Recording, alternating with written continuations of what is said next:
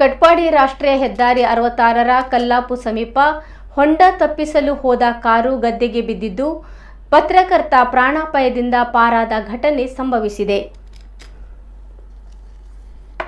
ಪಡುಬಿದ್ರೆ ಪತ್ರಕರ್ತ ಹಮೀದ್ ಪಡುಬಿದ್ರೆ ತಮ್ಮ ಸ್ವಿಫ್ಟ್ ಕಾರನ್ನು ಉಡುಪಿಯಿಂದ ಪಡುಬಿದ್ರೆ ಕಡೆಗೆ ಚಲಾಯಿಸಿಕೊಂಡು ಹೋಗುತ್ತಿದ್ದರು. ರಾಷ್ಟ್ರೀಯ ಹೆದ್ದಾರಿಯಲ್ಲಿದ್ದ ಹೊಂಡವನ್ನು ತಪ್ಪಿಸಲು ಹೋದ ಪರಿಣಾಮ ಅವರ ಕಾರು ರಸ್ತೆಯಿಂದ ಗದ್ದೆಗೆ ಉರುಳಿ ಬಿದ್ದಿದೆ. ಘಟನೆಯಿಂದ ಕಾರು ನಜ್ಜುಗುಜ್ಜಾಗಿದ್ದರೂ ಹಮೀದ್ ಪ್ರಾಣಾಪಾಯದಿಂದ ಪಾರಾಗಿದ್ದಾರೆ. ಕಾಪು ಠಾಣಾ ವ್ಯಾಪ್ತಿಯಲ್ಲಿ ದುರ್ಘಟನೆ ಸಂಭವಿಸಿದ್ದು, ಕಾಪು ಪೊಲೀಸರು ಸ್ಥಳಕ್ಕೆ ಭೇಟಿ ನೀಡಿ ಪರಿಶೀಲನೆ ನಡೆಸಿದರು.